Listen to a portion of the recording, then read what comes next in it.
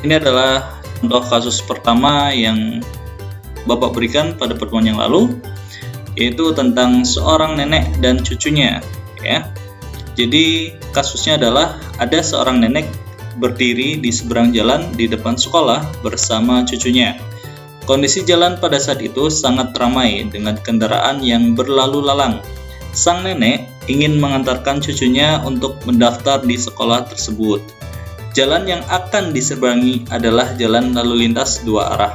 Tidak ada satpam maupun lalu lintas di sekitar nenek, ya. Tidak ada satpam maupun lampu lalu lintas di sekitar nenek.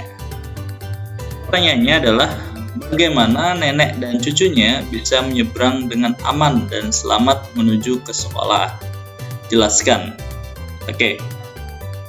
Untuk menjawab kasus yang pertama ini, kita perhatikan dulu apa yang menjadi tujuan pada kasus ini.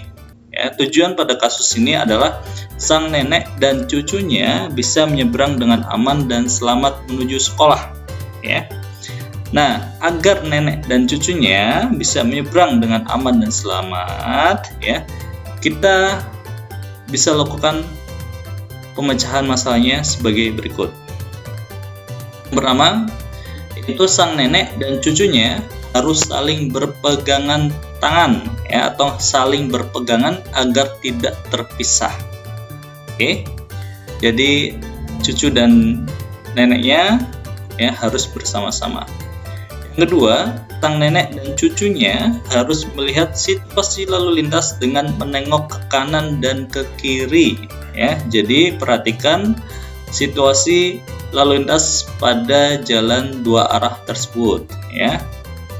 Yang ketiga, jika kondisi terlihat agak senggang, ya, jika kondisi terlihat agak senggang, sang nenek dan cucunya menunjukkan telapak tangannya sebagai tanda meminta berhenti atau dipelankan, ya. Silakan kalian praktekkan jika masih belum paham, ya.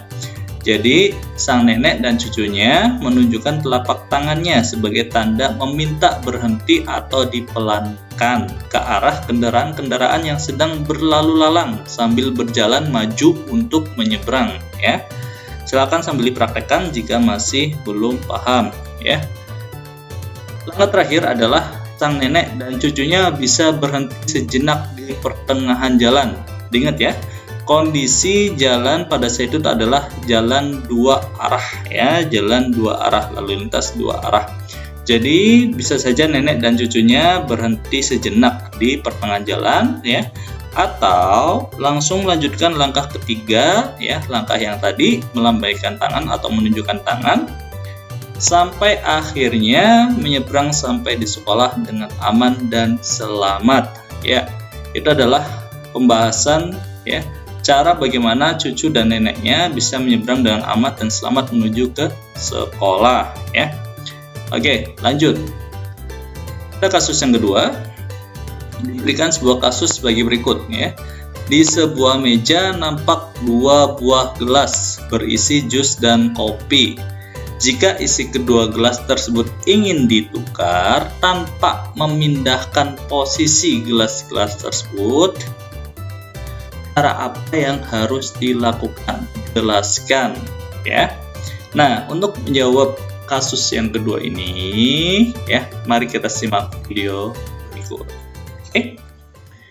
Pada contoh video kali ini akan dijelaskan bagaimanakah cara menukarkan isi dari gelas A dengan gelas B, ya.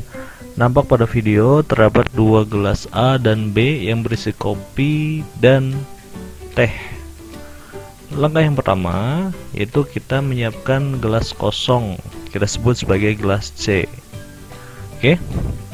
Fungsinya adalah untuk menyimpan isi dari gelas A, ya. Kita tukarkan isi dari gelas A ke gelas C. Diperhatikan, ya, gelas A menjadi kosong dan gelas C sekarang berisi kopi. Nah, langkah yang kedua adalah tuangkan isi dari gelas B ke gelas A, ya. Jadi gelas A yang kosong tadi kita isi dengan isi dari gelas B, sehingga gelas B menjadi kosong, tidak berisi. Nah, selanjutnya adalah kita tuangkan isi gelas C ke gelas B. Ya, sudah terlihat isi dari gelas A sekarang adalah isi dari gelas B, dan isi dari gelas B adalah isi dari gelas A. Oke, mudah sekali kan? Kasus yang ketiga, ya, ini adalah contoh kasus yang ketiga, ya, yang Bapak berikan pada pertemuan sebelumnya.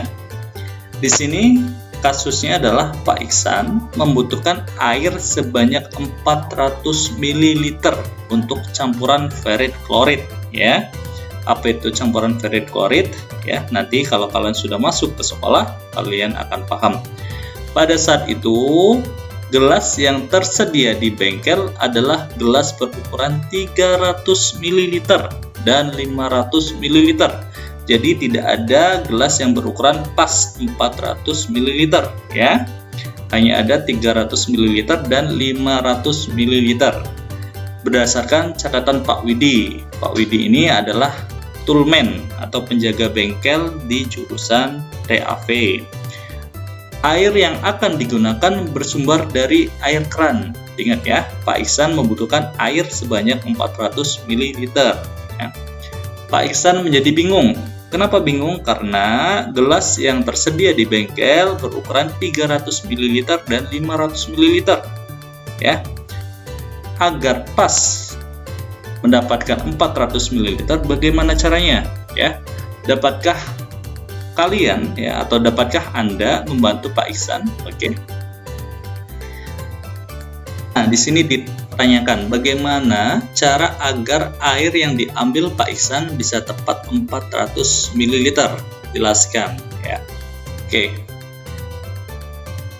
Untuk dapat memahami alasan kasus yang ketiga ini, silakan simak video berikut. Pada video kali ini akan dijelaskan bagaimana mengambil air dari ember sebanyak 400 ml. Permasalahannya adalah kita hanya memiliki gelas berukuran 500 ml dan satu buah gelas berukuran 300 ml. Di video kali ini air bersumber dari ember, ya. Nah, gelas yang warna orange atau yang kecil itu berukuran 300 ml dan gelas yang bening berukuran 500 ml. Oke, langsung saja kita lihat videonya. Ya, kita praktekkan.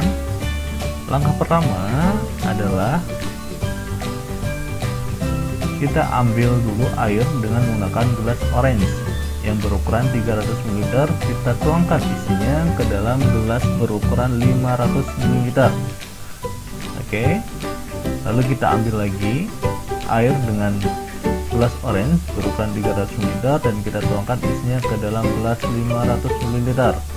Gelas 500 ml sekarang sudah penuh, ya. Sementara gelas orange berisi hanya sisa, yaitu 100 ml. Nah, isi dari gelas orange 100 ml kita tuangkan ke gelas 500 ml sehingga terisi 100 ml pada gelas yang besar atau yang 500 ml. Lalu kita ambil lagi isi penuh gelas orange, ya, sehingga menjadi 300 ml. Lalu kita tuangkan kembali ke dalam gelas berisi 500 ml. Sekarang gelas 500 ml berisi air sebanyak 400 ml, ya. Begitu cara mengisi 400 ml dengan menggunakan gelas 300 ml dan 500 ml. Gampang kan?